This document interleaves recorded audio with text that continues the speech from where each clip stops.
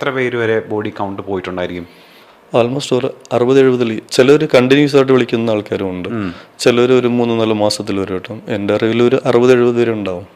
ഇപ്പം താങ്കളോട് സംസാരിക്കുമ്പോഴാണ് അറിയുന്നത് നിങ്ങൾ സെലിബ്രിറ്റി എൻകൗണ്ടേഴ്സ് ഉണ്ടാവാറുണ്ട്, സെലിബ്രിറ്റീസ് അടക്കം നിങ്ങളെ കോൾ ചെയ്യാറുണ്ട് എന്നുള്ളത്. മറ്റുള്ളവരുടെ മുമ്പിൽ വെച്ച് കാണുമ്പോൾ നമ്മൾ അവരുടെ ഒരു ക്യാമറമാൻ പോലെ, അല്ലെങ്കിൽ അവരുടെ ഒരു അസിസ്റ്റന്റ് പോലെ, അല്ലെങ്കിൽ അവരുടെ ഒരു മേക്കപ്പ് മാൻ പോലെ, അങ്ങനെയൊക്കെയാണ് അവർ ഞങ്ങളെ കൂടെ കൊണ്ടുപോകുന്നത്. പുരുഷ ലൈംഗിക തൊഴിലാളി അങ്ങനെ ഒരു പരിപാടിയെ കുറിച്ച് നിങ്ങൾ ആരെങ്കിലും കേട്ടുക്കോ?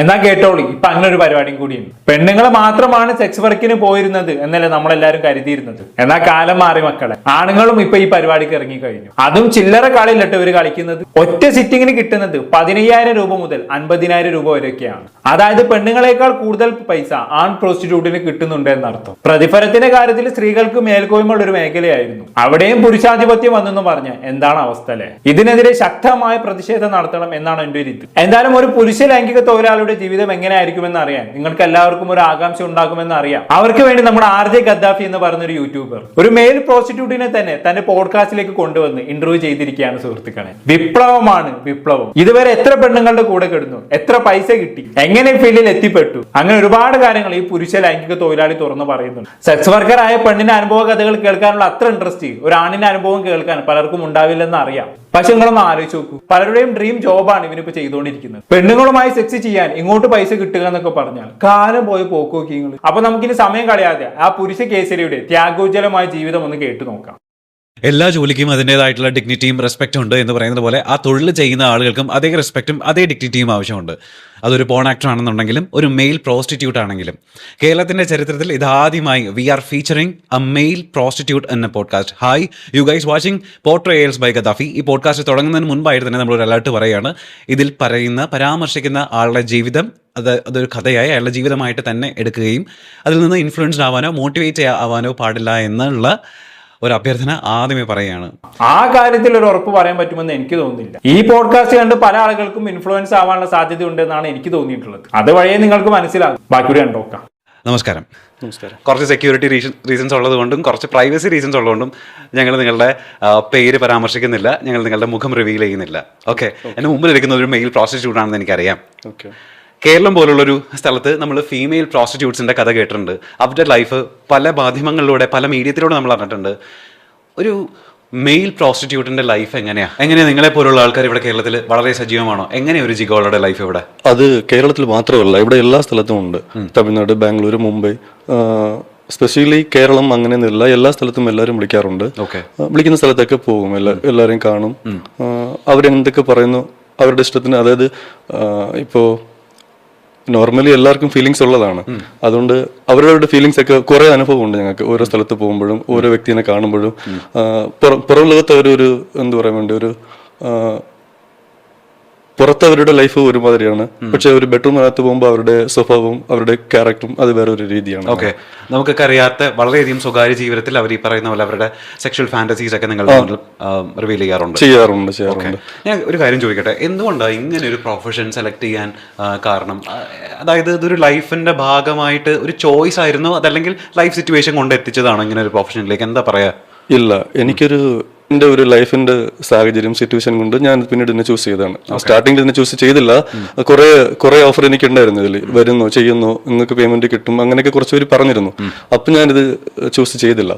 പിന്നീട് എനിക്ക് എൻ്റെ ലൈഫ് അതിന്റെ സിറ്റുവേഷൻ കൊണ്ട് ഞാനിത് ചൂസ് ചെയ്തതാണ്. അതിന് മാത്രം എന്ത് സിറ്റുവേഷൻ ആണ് മോനെ നിനക്ക്? അല്ല, അറിയാത്തോണ്ട് ചോദിക്കാണ് കേട്ടോ. നല്ല തണ്ടും തട്ടുണ്ടല്ലോ, വേറെ എന്തെല്ലാം പണിക്ക് പോകാം. അതുകൊണ്ട് ജീവിത സാഹചര്യം കൊണ്ട് ഈ ഫീൽഡിൽ എത്തിപ്പെട്ടതാണെന്നും പറഞ്ഞുകൊണ്ട് ചിരിപ്പിക്കല്ല മോനെ. നല്ല പൈസയും കിട്ടും, നല്ല സുഖവും കിട്ടും. അത് കണ്ട് ചാടിയതാണ്, അത്ര മതി. അല്ലാതെ സാഹചര്യം തേങ്ങ മാങ്ങ എന്നൊന്നും പറഞ്ഞു ഓവർ ഡെക്കറേഷൻ ഒന്നും വേണ്ട. ബാക്കി പറഞ്ഞാട്ടെന്തായാലും ഇപ്പോൾ നമ്മളൊരു ജിഗോളോനെ പറ്റി പറയുന്ന സമയത്ത്, അല്ലെങ്കിൽ ഒരു മെയിൽ പ്രോസ്റ്റിറ്റ്യൂട്ട് എന്ന് പറയുന്ന സമയത്ത് നമ്മൾ ജഡ്ജ് ചെയ്യാനുള്ള ചാൻസ് കൂടുതൽ. അതായത് പല ആൾക്കാരും ചിലപ്പോൾ കളിയാക്കാനുള്ള ചാൻസ് ഉണ്ട്, മാറ്റി നിർത്താനുള്ള ചാൻസ് ഉണ്ട്, ഒറ്റപ്പെടുത്താനുള്ള ചാൻസ് ഉണ്ട്. ഇങ്ങനെ പേടി ഉണ്ടായിരുന്നില്ല ഇങ്ങനെ ഒരു പ്രൊഫഷൻ സെലക്ട്? എനിക്ക് കുറെ സ്ഥലത്ത് തന്നെ അങ്ങനെ ചെയ്തിട്ടുണ്ട്. എനിക്ക് അറിയുന്ന കുറച്ച് പേര് എന്നെ ഒറ്റപ്പെടുത്തി, നിനക്ക് ആരാടെ ഇവിടെയൊക്കെ വീട് തന്നത്, നിന്നെ ആരാ ഇവിടെ വെച്ച് പൊറപ്പിക്കുന്നത്. ഞാൻ ഒരു വാടക വീട്ടിൽ താമസിച്ചപ്പോൾ അടുത്തുള്ള 1-2 പേര് അറിയുന്നവരുണ്ടായിരുന്നു. നിനക്കാരാ ഇവിടെ വീട് തന്നതെന്ന് പറഞ്ഞിട്ട് എന്നെ കുറച്ച് പ്രശ്നങ്ങളൊക്കെ ഉണ്ടായി എനിക്ക്. പിന്നീട് ഞാൻ നാട് വിട്ടു പോകേണ്ടി വന്ന ഒരു സിറ്റുവേഷൻ എനിക്ക് സംഭവിച്ചിട്ടുണ്ട്. അങ്ങനെ ഇപ്പൊ ഞാൻ നാട്ടിലല്ല, പുറത്ത് ഒരു സ്ഥലത്താണ് ഇപ്പോൾ. അപ്പോൾ എന്തുകൊണ്ട് അപ്പോൾ വേറെ പല ഓപ്ഷൻസ് നമ്മളുടെ കയ്യിലുണ്ടായിരുന്നു, പക്ഷേ ഈ പ്രൊഫഷൻ തന്നെ മതി എന്നുള്ള തീരുമാനിക്കാനുള്ള പിന്നിലുള്ള ആക്ച്വലി ഞാൻ എന്നെ കുറിച്ച് പറയണം, എനിക്ക് അത്രയ്ക്കും ക്വാളിഫൈഡ് അല്ല ഞാൻ. പിന്നെ എനിക്ക് ആവശ്യത്തിലേറെ പ്രശ്നങ്ങളുണ്ടായിരുന്നു. പിന്നെ എനിക്കിത് ഈ പ്രൊഫഷനിൽ എനിക്കൊരു ഇഷ്ടം ഉണ്ടായിരുന്നു. കുറെ പേര് റെഫർ ചെയ്യുമ്പോഴും ഒരു സമയത്തൊക്കെ ഞാൻ ഇത്രയ്ക്കും ആവുമോ അങ്ങനെ ഒരു ഇതുണ്ടായിരുന്നു. പിന്നീട് കുറെ പേര് എന്നെ റെഫർ ചെയ്യുമ്പോൾ ഞാൻ ആലോചിച്ച്, അപ്പൊ ഞാൻ അത്രയ്ക്കും കൊള്ളാമോ, എന്നെ കുറെ പേർ ഇങ്ങനെ റെഫർ ചെയ്യുന്നുണ്ടല്ലോ എന്ന് പറഞ്ഞിട്ട്. അഭിമാന നിമിഷം തന്നെ, ഒന്നും പറയാനില്ല. പ്രൊഫഷൻ ഏതായാലും അതിൽ ടോപ്പിലെത്തുക എന്ന് പറഞ്ഞാൽ അതിനും വേണം കഴിവ്. പുരുഷ ലൈംഗിക തൊഴിലിൽ ഇവന് കൈവരിച്ച നേട്ടങ്ങൾ സമ്മതിച്ചു കൊടുത്തേ പറ്റൂ. ചെക്കനിപ്പോ ഫീൽഡിൽ നല്ല ഡിമാൻഡാണ്, അതിന്റെ പൊലിവിലാണ് ആള്. ബാക്കി ഉണ്ടോക്കാം. എന്റെ ഫാമിലി സിറ്റുവേഷൻ അനുസരിച്ച് ഞാൻ അങ്ങനെ മാറിയതാണ്. ഓക്കെ, എപ്പോഴെങ്കിലും റിഗ്രറ്റ് തോന്നിയിട്ടുണ്ടോ? ഇല്ല, ഇത് ഫസ്റ്റ് ഉണ്ടായിരുന്നു. ഇപ്പൊ എനിക്ക് അങ്ങനെ ഒന്നും തോന്നിയിട്ടൊന്നുമില്ല. ഇപ്പൊ ജാലിയായിട്ട് പോയിക്കൊണ്ടിരിക്കണം. ഇപ്പം താങ്കളോട് സംസാരിക്കുമ്പോഴാണ് അറിയുന്നത് നിങ്ങൾ സെലിബ്രിറ്റി എൻകൗണ്ടേഴ്സ് ഉണ്ടാവാറുണ്ട്, സെലിബ്രിറ്റീസ് അടക്കം നിങ്ങളെ കോൾ ചെയ്യാറുണ്ട് എന്നുള്ളത്. വളരെ സജീവമായിട്ട് തന്നെ സെലിബ്രിറ്റി എൻകൗണ്ടേഴ്സിൽ അപ്പോൾ ഇവിടെ കേരളത്തിൽ നടക്കുന്നുണ്ടോ? കേരളത്തിലും ഉണ്ട്, തമിഴ്നാട്ടിലും ഉണ്ട് സെലിബ്രിറ്റീസ് എൻകൗണ്ടേഴ്സ്. ഇവിടെ മാത്രമല്ല, എല്ലാ സ്ഥലത്തു നിന്നും വിളിക്കാറുണ്ട്, പോവാറുണ്ട്, മീറ്റ് ചെയ്യാറുണ്ട്. അപ്പോൾ എങ്ങനെ സെലിബ്രിറ്റീസ് നിങ്ങളെ കണക്ട് ചെയ്യുന്നത് എങ്ങനെ? അതിൻ്റെതായിട്ടുള്ള വെബ്സൈറ്റ് ഉണ്ട്, ഫേസ്ബുക്ക്, അങ്ങനെ കുറെ വെബ്സൈറ്റ് ഒക്കെ ഉണ്ട്. ഇതുവഴിയാണ് അവർ ഞങ്ങളെ കോൺടാക്ട് ചെയ്യുന്നത്. സ്റ്റാർട്ടിങ്ങിൽ കോൺടാക്ട് ചെയ്ത ഉടനെ മീറ്റ് ചെയ്യാമോ അങ്ങനെയൊന്നും ചോദിക്കില്ല. ഫസ്റ്റ് നല്ല ഫ്രണ്ട്ലി ആയിട്ട് സംസാരിക്കും. നമുക്കറിയാമല്ലോ അവർ എന്തിനാണ് സംസാരിക്കുന്നത് എന്ന് പറഞ്ഞിട്ട്. അങ്ങനെ ഒരു ദിവസം ഫുള്ള് ചാറ്റിങ്ങും വിളിയൊക്കെ ഉണ്ടാവും. അത് കഴിഞ്ഞിട്ട് പിന്നീട് ചോദിക്കും, ഒരു ദിവസം എൻ്റെ ഇവിടെ നിന്ന് സ്റ്റേ ചെയ്യാമോ, നമുക്ക് എവിടെയെങ്കിലും ഷോപ്പിംഗ് പോകാമോ, അല്ലെങ്കിൽ ഒരു പിക്നിക് പോലെ പോകാമോ, ഒരു ദിവസം നിങ്ങളുടെ പേയ്മെന്റ് എത്രയാണ് എന്നൊക്കെ ചോദിക്കും. അങ്ങനെ ചോദിച്ചിട്ടാണ് ഞങ്ങൾ അതിൽ സെലക്ട് ചെയ്യുന്നത്. ഇപ്പോൾ സിനിമയിൽ ഉള്ള നടിമാരോ അല്ലെങ്കിൽ സെലിബ്രിറ്റീസ് ഒക്കെ വിളിക്കുന്ന സമയത്തൊക്കെ ഇവരുടെയൊക്കെ പ്രൈവസി ഭയങ്കര ഇവർ വളരെയധികം സൂക്ഷ്മമായിട്ട് നോക്കുന്ന ആൾക്കാരായിരിക്കുമല്ലോ. അപ്പോൾ അതെങ്ങനെ അവരുടെ പ്രൈവസി നിർത്തിക്കൊണ്ട് നിങ്ങളെ കണക്ട് ചെയ്യുകയും വിളിക്കുകയും ചെയ്യുന്നതൊക്കെ എങ്ങനെയാണ്? അവർക്ക് അവരുടേതായിട്ടുള്ള പ്രൈവസി സ്ഥലങ്ങളൊക്കെ ഉണ്ടാവും. അവരുടെ സ്ഥലത്താണ് അവർ വിളിക്കുന്നത്. പക്ഷെ മറ്റുള്ളവരുടെ മുമ്പിൽ വെച്ച് കാണുമ്പോൾ നമ്മൾ അവരുടെ ഒരു ക്യാമറമാൻ പോലെ, അല്ലെങ്കിൽ അവരുടെ ഒരു അസിസ്റ്റന്റ് പോലെ, അല്ലെങ്കിൽ അവരുടെ ഒരു മേക്കപ്പ് മാൻ പോലെ, അങ്ങനെയൊക്കെയാണ് അവർ ഞങ്ങളെ കൂടെ. അങ്ങനെ വരട്ടെ. ചില നടിമാരൊക്കെ ചൊറുക്കുള്ള ചെക്കന്മാരെ കൂടെ കൊണ്ട് നടക്കുന്നതിന്റെ കുട്ടൻസ് പോയല്ലേ പിടി കിട്ടിയത്. ഇതാണപ്പോ പരിപാടി. ചോദിക്കുമ്പോ പറയും ബോഡി ഗാർഡ് ആണ്, മേക്കപ്പ് മാൻ ആണ് എന്നൊക്കെ. പക്ഷെ യഥാർത്ഥത്തിൽ വിശ്രമവേളകൾ ആനന്ദമാക്കാനുള്ള സെറ്റപ്പ് ആണെന്നുള്ളത് ഇപ്പോഴല്ല മനസ്സിലായത്. അവന്റെ ഒക്കെ ഒരു യോഗം, അല്ലാതെ ഇപ്പൊ എന്ത് പറയാനാണ്. ബാക്കി പറഞ്ഞാട്ട് എന്തായാലും. അപ്പോൾ പുറത്തുള്ളവർ കാണുമ്പോഴും അങ്ങനെ വേറെ സംശയിക്കുന്ന രീതിയിൽ അങ്ങനെയൊക്കെ ഒന്നുമില്ലായിരിക്കും. അവർ ഫിലിം ഇൻഡസ്ട്രിയിലൊക്കെ ആയതുകൊണ്ട് അവർക്ക് കുറെ കോണ്ടാക്ട് ഒക്കെ കാണുമല്ലോ. അങ്ങനെയൊക്കെയാണ് ഞങ്ങൾ അവരുടെ കൂടെ പോകുന്നത്. ഓക്കെ, ആരാ അപ്പൊ നിങ്ങളുടെ റേറ്റ് ഫിക്സ് ചെയ്യുന്നത് ആരാണ്, എങ്ങനെയാണ്? എന്താ അപ്പം നിങ്ങളുടെ റേറ്റ് ഫിക്സ് ചെയ്യുന്നത് നിങ്ങൾ തന്നെയാണോ, അല്ലെങ്കിൽ നിങ്ങളെ സമീപിക്കുന്ന ക്ലയൻസ് ആണോ? ഇല്ല, ഞങ്ങളുടെ റേറ്റ് ഞങ്ങളാണ് ഫിക്സ് ചെയ്യുന്നത്. ഞങ്ങൾക്ക് ഒരു ദിവസം ഇത്ര രൂപ വേണം. അതായത് ഇപ്പൊ ഞങ്ങളെ പോലെ വേറെ കുറെ പേരൊക്കെ ഉണ്ടല്ലോ. അപ്പൊ ഞാൻ മാത്രമല്ല ഈ ഫീൽഡിൽ, എനിക്കറിയാവുന്ന വേറെയും 1-2 പേരൊക്കെ ഉണ്ട്. അപ്പൊ അവരുടെ അടുത്തേക്ക് ചോദിക്കും നിങ്ങളുടെ റേറ്റ് എത്രയാണെന്ന് ചോദിച്ചാൽ അവർ പറയും ഞങ്ങൾക്ക് പെർ ഡേക്ക് ഇതാണ് റേറ്റ് എന്ന് പറയും. അപ്പൊ ഞങ്ങൾ അതനുസരിച്ചിട്ട് എന്റെ കപ്പാസിറ്റിയുള്ള റേറ്റ് ഞാൻ ഫിക്സ് ചെയ്യും. ഓക്കെ, എങ്ങനെയാ റേറ്റ് വരുന്നത്? എങ്ങനെയാണ് ആ റേറ്റ്? ഇപ്പൊ ഒരു മിഡിൽ ക്ലാസ്സിലത്തെ ആൾക്കാരാണ്. അതിന് മുമ്പ് ചാറ്റ് ചെയ്യുമ്പോഴും സംസാരിക്കുമ്പോഴും അറിയാമല്ലോ ഇവരെന്ത് ചെയ്യുന്നു എന്ന് പറഞ്ഞിട്ട്. അങ്ങനെ ഒരു മിഡിൽ ക്ലാസ് ഒക്കെ ആണെങ്കിൽ ഒരു 15,000 നിന്നും ഒരു 20-22 അങ്ങനെയൊക്കെ. കുറച്ച് റിച്ചഡ് ഒക്കെ ആണെങ്കിൽ 25 to 50. ചെക്കനൊരു ഉദാര മനസ്കനൊക്കെ ആണ് കേട്ടോ. പാവങ്ങളോട് കരുണയൊക്കെ ഉണ്ട്. പിടിച്ചു പറയില്ല. ആളുകളുടെ കണ്ടീഷൻ നോക്കി മാത്രമേ പേയ്മെന്റ് വാങ്ങത്തുള്ളൂ. പാവപ്പെട്ടവർക്ക് ഒരു റേറ്റ്, പണക്കാർക്ക് വേറെ റേറ്റ്. അതെന്തായാലും എനിക്ക് ഇഷ്ടപ്പെട്ടു. പാവങ്ങളുടെ പടത്തലവനാണ് ഇപ്പൊ ചെക്കൻ. അങ്ങനെ ഇപ്പൊ പൈസക്കാർ മാത്രം സൂചിച്ചാൽ പോരല്ലോ അല്ലെ. ബാക്കി ഉണ്ടോക്കാം. 15 to 20K ഒക്കെ തരാൻ ഇവിടെ കേരളത്തിലുള്ള ആളുകൾ എപ്പോഴും കുറച്ച് റിച്ചഡ് ഒരു വില്ലിംഗ് ആയിട്ട് ആൾക്കാരുണ്ട്. പിന്നെ നോർമലി 15 to 25 നോർമലി അങ്ങനെ തരുന്നവരും കുറെ ഉണ്ട് ഇവിടെയൊക്കെ. ഓക്കെ, അപ്പൊ ഒരു മാസത്തിൽ അപ്പൊ നിങ്ങൾ എത്ര ക്ലയന്റ്സിനെ വരെ കാണാറുണ്ട്? എങ്ങനെയാണ് അതിന്റെ ഒരു 2 അല്ലെങ്കിൽ 3, ചില സമയത്ത് 5 ഉണ്ടാവും. ഏതായാലും 2-ൽ അധികം ഉണ്ടാവും. 2, 3, 5-ന് മേളിൽ പോയിട്ടില്ല, 2-നും താഴെയും വന്നിട്ടില്ല. ഓക്കെ, അങ്ങനെയുണ്ട്. ഒരു പ്രോസ്റ്റിറ്റ്യൂട്ട് എന്ന നിലയിലേ എന്തൊക്കെ പ്രിക്കോഷൻസ് ആണ് അപ്പോൾ നിങ്ങൾ ബേസിക്കലി എടുക്കുക? അതായത് മാനസികമായിട്ടും ഞാൻ പറയുന്ന പോലെ അതല്ലാതെയും നിങ്ങൾ കുറേയധികം മെഡിസിൻസും സേഫ്റ്റിയും ഒക്കെ നോക്കണ്ടേ? എന്തൊക്കെയാണ് അപ്പോൾ അത്തരം കാര്യങ്ങൾ എന്തൊക്കെയാണ് ചെയ്യാറ്? അത്തരം മന്ത്ലി വൺസ് ഞങ്ങൾ ബ്ലഡ് ടെസ്റ്റ് ചെയ്യാറുണ്ട്. VDRL, SCD അങ്ങനെയൊക്കെ കുറെ സംഭവങ്ങളൊക്കെ ഉണ്ട്. അതൊക്കെ ചെയ്യും. വല്ല കുഴപ്പമുണ്ടോ എന്ന് നോക്കും. പിന്നെ ഫുഡ്, ഡയറ്റ്, എക്സസൈസ്, വർക്കൗട്ട് അതൊക്കെ കറക്റ്റായിട്ട് പ്രോപ്പറായിട്ട് അങ്ങനെ മെയിൻറ്റെയിൻ ചെയ്ത് പോകും. എവറി മന്ത്സ് ഞങ്ങൾ ടെസ്റ്റ് ചെയ്യാറുണ്ട് എന്തെങ്കിലും. പിന്നെ വേറെ എന്തെങ്കിലും പ്രശ്നം വരാതിരിക്കാൻ വേണ്ടി ഡോക്ടർ കൺസൾട്ട് ചെയ്തിട്ട് പ്രഫ് എന്നുള്ള മെഡിസിൻ അതൊക്കെ എടുക്കും. പിന്നെ ഡോക്ടർ ഞങ്ങൾക്ക് ചില ഇതൊക്കെ തന്നിട്ടുണ്ട്, ഇതുപോലൊക്കെ ഫോളോ ചെയ്യണം. സ്പോട്ടിൽ അവിടെ പോകുമ്പോൾ നിങ്ങൾ നിങ്ങളുടെ സേഫ്റ്റി അങ്ങനെയൊക്കെ നോക്കണം എന്ന് പറഞ്ഞിട്ട് ഞങ്ങൾക്ക് നേരത്തെ ഒരു ഐഡിയ ഒക്കെ ഉണ്ട്. ഞങ്ങൾ അത് ഫോളോ ചെയ്തിട്ട് അങ്ങനെ പോകും. ഓക്കെ, ഇപ്പോൾ സെലിബ്രിറ്റീസ് ഒക്കെ വിളിക്കുന്ന സമയത്ത് അവർ സ്ട്രിക്റ്റ് ആയിട്ട് അവർ ചോദിക്കും, സെലിബ്രിറ്റി ചോദിക്കും റീസെന്റ് ബ്ലഡ് ടെസ്റ്റിന്റെ റിപ്പോർട്ട് വേണം എന്ന് ചോദിക്കും. റീസെന്റ് ആയിട്ട് സ്പെസിഫിക് ആയിട്ട് അവർ പറയും ഇതിന്റെ HIV, VDRL, STD ഇതിന്റെയൊക്കെ റിപ്പോർട്ട് ചോദിക്കും അവർ. അപ്പോൾ റീസെന്റ് റിപ്പോർട്ട് തന്നെ വേണമെന്ന് പറയും. അപ്പോൾ അത് കാണിച്ചു കൊടുക്കും. സേഫ്റ്റി ഇട്ട് ഒരു കളിയില്ല, അതെന്തായാലും പൊളിച്ച്. എന്തായാലും പ്രൊഫഷണലിസം അല്ലേ. പണ്ടൊക്കെ ഏതെങ്കിലും ലോഡ്ജ് മുറിയിലോ അല്ലെങ്കിൽ പാലത്തിന്റെ ചോട്ടിലൊക്കെ നടന്നിരുന്ന പരിപാടിയാണ്. ഇപ്പോഴും അങ്ങനെയൊക്കെ നടക്കുന്നുണ്ട് കേട്ടോ, അത് വേറെ കാര്യം. പക്ഷെ ഒരു വിഭാഗം ആളുകൾ ഇതേപോലെ നല്ല പുരോഗതി കൈവരിച്ചിട്ടുണ്ട്. മറ്റുള്ള സെക്സ് വർക്കേഴ്സ് ഒക്കെ ഇവനൊക്കെ കണ്ടു പഠിക്കണം എന്നുള്ളതാണ് എന്റെ ഒരു ഇത്. ബാക്കി നോക്കാം. റീസെന്റ് ഡോക്ടേഴ്സിന്റെ ചോദിച്ചിട്ട് അത് അവരെ നോക്കിയിട്ടാണ് ഫിക്സ് ചെയ്യണത്. ഇപ്പൊ ഏകദേശം എത്ര വർഷമായി ഈ ഫീൽഡിലേക്ക് വന്നിട്ട്? 2 years above ആയി. ഏകദേശം ഒരു ബോഡി കൗണ്ട് പറയാൻ പറഞ്ഞാൽ എങ്ങനെയായിരിക്കും? എത്ര പേര് വരെ ബോഡി കൗണ്ട് പോയിട്ടുണ്ടായിരിക്കും? ബോഡി കൗണ്ട് ആൾമോസ്റ്റ് ഒരു 60-70. ചിലർ കണ്ടിന്യൂസ് ആയിട്ട് വിളിക്കുന്ന ആൾക്കാരും ഉണ്ട്. ചിലർ ഒരു 3-4 മാസത്തിൽ വരെ കിട്ടും. എൻ്റെ അറിവിൽ ഒരു 60-70 പേര് ഉണ്ടാവും. 2 കൊല്ലം കൊണ്ട് 70 ആളുകളുമായി ലൈംഗിക ബന്ധം, അതും നല്ല പൈസ വാങ്ങിയിട്ടാണെന്ന് ഓർക്കണം. എന്താല്ലേ സുഖിച്ച് പൈസ ഉണ്ടാക്കുക എന്നൊക്കെ കേട്ടിട്ടേ ഉള്ളൂ. സാധാരണ പുരുഷന്മാരൊക്കെ സ്ത്രീകൾക്ക് അങ്ങോട്ട് പൈസ കൊടുത്ത് ചെയ്യുന്ന പരിപാടിയാണിതെന്ന് ഓർക്കണം. ഇവരാണെങ്കിൽ ഇത് ചെയ്യാൻ സ്ത്രീകൾ ഇങ്ങോട്ട് പൈസ കൊടുക്കും. ഇവനൊക്കെ കുണ്ടിയിൽ വരച്ച വര നമ്മുടെ തലയിൽ വരച്ചിരുന്നെങ്കിൽ എവിടെയെങ്കിലൊക്കെ എത്തിയേനെ. ബാക്കി പറഞ്ഞിട്ട് എന്തായാലും ഓക്കെ. ഇപ്പോൾ നമുക്കൊക്കെ ഒരു പ്രോസ്റ്റിറ്റ്യൂട്ടിൻ്റെ ലൈഫിനെ പറ്റി വലിയ കാര്യമായിട്ട് അറിയില്ല. നമ്മൾ സിനിമയിലൊക്കെ ഫീമെയിൽ പ്രോസ്റ്റിറ്റ്യൂട്ട്സിൻ്റെ കഥകൾ നമ്മൾ കേട്ടിട്ടുണ്ട്, അറിയുന്നുണ്ട്, അറിവുണ്ട്.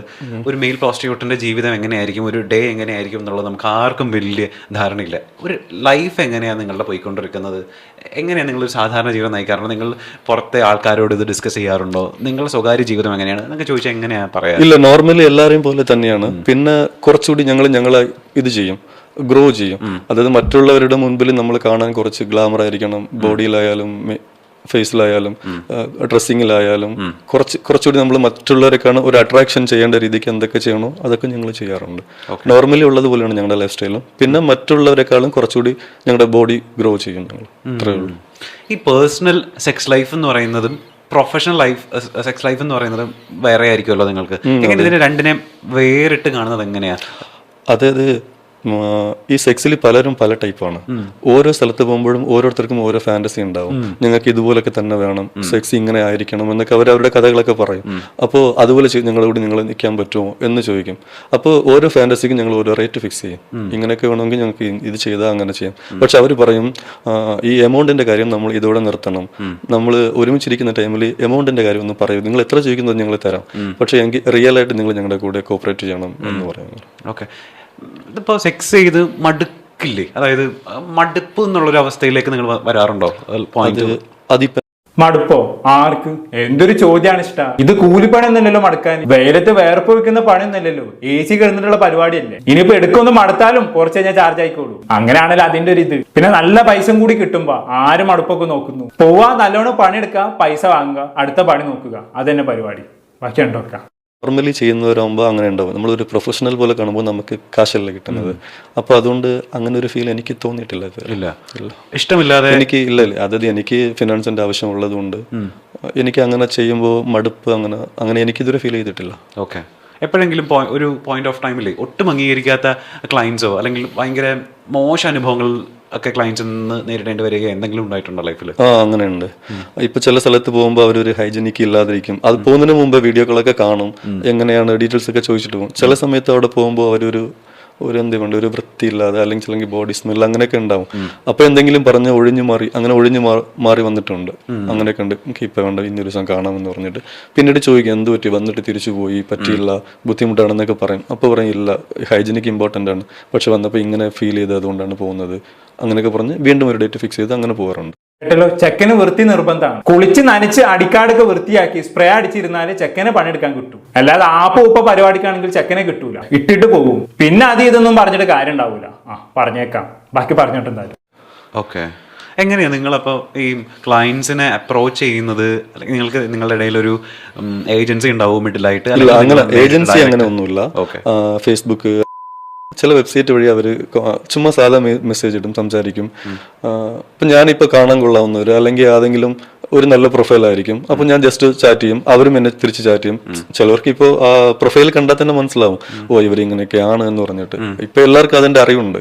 പ്രൊഫൈൽ കാണുമ്പോൾ തന്നെ ചിലപ്പോൾ കിട്ടും, ചിലപ്പോൾ ഇങ്ങനെ മൈൻഡ് സെറ്റ് ഉണ്ടാവും അവർക്ക്. അങ്ങനെ സംസാരിച്ചുകൊണ്ട് വരുമ്പോൾ അവർ സെറ്റാക്കി എടുക്കുന്നതാണ്. അങ്ങനെ ഇതിപ്പോ അപ്പോൾ കേരളത്തിൽ മാത്രമാണോ അല്ലെങ്കിൽ നമ്മൾ ദുബായിലേക്കും അല്ലെങ്കിൽ വേറെ സ്റ്റേറ്റ്സിലേക്കും കൺട്രീസിലേക്കൊക്കെ നിങ്ങൾ വിസിറ്റ് ചെയ്യാറുണ്ടോ ഇത്തരം? ഇല്ല, അവിടെ ദുബൈയിലും വിളിച്ചിട്ടുണ്ട്, ചാറ്റ് ചെയ്യുമ്പോഴൊക്കെ ഇങ്ങോട്ട് വരുമ്പോൾ കാണാൻ പറ്റുമോ എന്നൊക്കെ ചോദിക്കാറുണ്ട്. പക്ഷെ അവിടെ എങ്ങും പോയിട്ടില്ല. പിന്നെ കേരളത്തിൽ മാത്രമല്ല, കേരളത്തിൽ തമിഴ്നാട്, മുംബൈ, ഡൽഹി, ബാംഗ്ലൂർ അങ്ങനെയൊക്കെ കുറേ സ്ഥലത്തൊക്കെ ഉണ്ട്. എല്ലാ സ്ഥലത്തും വിളിക്കാറുണ്ട്, എല്ലാ സ്ഥലത്തും ചാറ്റ് ചെയ്യാറുണ്ട്. അവിടെ എല്ലായിടത്തും വിളിക്കാറുണ്ട്. സ്പെസിഫിക് ആയിട്ട് കേരളത്തിൽ മാത്രം അങ്ങനെയൊന്നുമില്ല, എല്ലായിടത്തും എല്ലാവരും വിളിക്കുന്നുണ്ട് തന്നെ. പേടി തോന്നാറില്ല ചിലപ്പോഴെങ്കിലും? അതായത് നമുക്ക് ഒരു പരിചയമില്ലാത്ത, നമുക്ക് അറിയാതെ തന്നെ ഒരാളുടെ അടുത്തേക്ക് നമ്മൾ ഒറ്റയ്ക്ക് ഒരു സ്ഥലത്തേക്ക് ഫസ്റ്റിലൊക്കെ നല്ല പേടി ഉണ്ടായിരുന്നു. പിന്നീട് പോയി ഇപ്പൊ ശീലമായിപ്പോയി. ഇപ്പൊ പേടി അങ്ങനെ ഒന്നുമില്ല. ശരി, വരുന്നത് പോലെ നോക്കാം. സ്റ്റാർട്ടിങ്ങിൽ ആ പേടി ഉണ്ടായിരുന്നു, ഇപ്പൊ അങ്ങനത്തെ പേടിയൊന്നുമില്ല. ഈ ഫാമിലിയിലേക്ക് ഇത് എങ്ങനെയാണ് റിവീൽ ചെയ്തിട്ടുണ്ടോ ഇത്, അല്ലെങ്കിൽ ഇത് വളരെ സ്വകാര്യമായിട്ട് കൊണ്ടുപോകാൻ ഇതുവരെ ആരും അറിഞ്ഞിട്ടില്ല. ഇല്ല, അങ്ങനെ ഒരു എപ്പോഴെങ്കിലും അങ്ങനെ ഒരു സിനാരിയോ ഫേസ് ചെയ്യേണ്ടി കഴിഞ്ഞാൽ? ഞാൻ അങ്ങനെ ആലോചിച്ചിട്ടുണ്ട്. ചിലപ്പോൾ എന്തെങ്കിലും ഫാമിലിയിൽ അറിഞ്ഞെന്തെങ്കിലും ചോദിക്കുകയാണെങ്കിൽ എങ്ങനെ റിയാക്ട് ചെയ്യും എന്നൊരു ഐഡിയ ഉണ്ട്. അതുവഴി ചെയ്യാം, വരുന്ന പോലെ നോക്കാന്ന് പറഞ്ഞിട്ട് ചെയ്തതാണ്. ഫാമിലി ഇതുവരെ ഇതൊന്നും അറിഞ്ഞിട്ടില്ല എന്നാണ് പറയുന്നതെങ്കിൽ ഈ ഇന്റർവ്യൂ കാണുന്നതോടെ അതിലൊരു തീരുമാനം ആയിക്കോളും. നിങ്ങളുടെ സൗണ്ടും കയ്യിലെ ടാറ്റുവും എല്ലാം കാണുമ്പോൾ തന്നെ കുടുംബക്കാർക്കും നാട്ടുകാർക്കും ഇത് നിങ്ങളാണെന്ന് തന്നെ മനസ്സിലാവാനുള്ള എല്ലാ സാധ്യതയും ഉണ്ട്. നാട്ടുകാരെ നിങ്ങൾ പിടിച്ച് ആദരിക്കാനുള്ള ഒരു സാധ്യത ഞാൻ കാണുന്നുണ്ട്. അവരൊക്കെ ആഗ്രഹിക്കുന്ന ഉയരത്തിലെത്തിയ ഒരു വ്യക്തി എന്ന നിലയ്ക്ക് നിങ്ങൾക്കൊരു പൊന്നാടെങ്കിലും അണിയിക്കാതിരിക്കുന്നത് എങ്ങനെയാണ്? സ്ത്രീകൾക്കല്ലേ ഇതൊക്കെ നാണക്കേടുള്ളൂ. പുരുഷന്മാരെ സംബന്ധിച്ചിടത്തോളം 10-60 പെണ്ണുങ്ങളുടെ കൂടെ കിടന്നു എന്നൊക്കെ പറയുമ്പോൾ അതൊക്കെ ഒരു അഭിമാനമല്ലേ? അല്ല, അങ്ങനെയാണല്ലോ നമ്മുടെ നാട്ടിലെ സെറ്റപ്പ് എന്ന് പറയുന്നത്. ബാക്കിയുണ്ടോ? ചിലപ്പോഴേക്ക് നമുക്ക് വളരെ മോശം ദിവസങ്ങൾ ഉണ്ടാവില്ല, നമ്മൾ ഇമോഷണലി ഒട്ടും ഓക്കെ അല്ലാത്ത, ഒട്ടും ഒന്നിനും വയ്യാത്ത ചിലപ്പോൾ അത്തരം ദിവസങ്ങളായിരിക്കും ചിലപ്പോൾ ഇത്തരം കമ്മിറ്റ്മെൻറ്റ്സ് നമുക്ക് ഉണ്ടാവും. അത്തരം ഇമോഷണൽ ഡേയ്സിൽ നിങ്ങളപ്പോൾ എന്താ ചെയ്യുക? ഒട്ടും മെൻ്റലി ഓക്കെ അല്ലെങ്കിലും പോയി ഇല്ല, അതായത് ചിലപ്പോൾ മറ്റുള്ളവർക്ക് അങ്ങനെയൊക്കെ ഉണ്ടാവും. എനിക്ക് എൻ്റെ ലൈഫ് ഫുള്ളും മോശം ദിവസമാണ്, എൻ്റെ ലൈഫിലാണ് അങ്ങനെ. അപ്പോൾ എനിക്ക് ഈ പേയ്മെന്റ് കിട്ടുന്നതുകൊണ്ട് എനിക്ക് ആവശ്യത്തിലേറെ കുറച്ച് പ്രശ്നങ്ങളൊക്കെ ഉണ്ട്.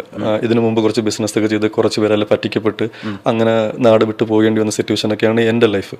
അപ്പോൾ അതുകൊണ്ട് എനിക്ക് എമൗണ്ട് അവർ തരുന്നതുകൊണ്ട് എനിക്ക് ഫീൽ ആയിട്ടില്ല ഇതുവരെ.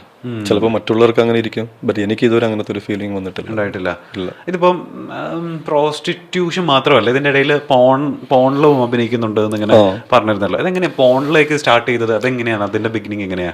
സ്റ്റാർട്ടിംഗ്ലി ഫോണിലേക്ക് ആയിരുന്നു, ഫസ്റ്റ് ഫോണിലായിരുന്നു. അപ്പോൾ സ്റ്റാർട്ട് ചെയ്തത്. അപ്പോൾ ഫോൺ വീഡിയോ കണ്ടിട്ടാണ് കുറെ പേര് എന്നെ അപ്രോച്ച് ചെയ്യുന്നത്. അമ്പട കുട്ട, അപ്പൊ രാമനാഥൻ ആ പരിപാടിയും വശമുണ്ടല്ലേ? ഈ ഫീൽഡിൽ മൊത്തത്തിൽ അങ്ങോട്ട് ആടി തിമിർക്കുകയാണല്ലേ അണ്ണൻ? എന്തായാലും കൊള്ളാം, അങ്ങനെ ഒരു മെയിൽ പ്രോസ്റ്റിറ്റ്യൂട്ടിന്റെ ജീവിത കഥം കൂടി കേൾക്കാൻ സാധിച്ചു. ഞാൻ ധന്യനായി. ഈ ഫീൽഡിലേക്ക് വരുന്ന പെണ്ണുങ്ങൾ പറഞ്ഞ അതേ ഡയലോഗ് തന്നെയാണ് ഈ ചെങ്ങായി മെയിൻ ആയിട്ടും പറയുന്നത്. ജീവിത സാഹചര്യം, കഷ്ടപ്പാട്, ദാരിദ്ര്യം, അങ്ങനെ ഈ ഫീൽഡ് തെരഞ്ഞെടുത്തു എന്നാണ് പറയുന്നത്. നല്ലോണം പൈസ കിട്ടുന്നത് കൊണ്ട് തന്നെ ഇപ്പൊ ഇത് ചെയ്യാൻ യാതൊരു മടിയുമില്ല എന്ന് ചെക്കൻ ഇടയ്ക്കിടെ പറയുന്നുണ്ട്. ഇനിയും ഒരുപാട് കാര്യങ്ങൾ ഇയാൾ പറയുന്നുണ്ട് കേട്ടോ. എല്ലാം കൂടി ഞാനിവിടെ പ്ലേ ചെയ്യുന്നില്ല. ബാക്കി കാണേണ്ടവർക്ക് പോർട്രേൽസ് ബൈ ഗദ്ദാഫി എന്ന് പറഞ്ഞ ചാനലിൽ പോയി കാണാം. എന്തായാലും കൂടുതലൊന്നും ഞാൻ പറയുന്നില്ല. എന്താണെന്ന് കേട്ട് നിങ്ങൾക്ക് തോന്നുന്നത് താഴെ കമന്റ് ബോക്സിൽ രേഖപ്പെടുത്തുമല്ലോ. അടുത്തൊരു ടോപ്പിക്കുമായി വീണ്ടും കാണാം. ബൈ.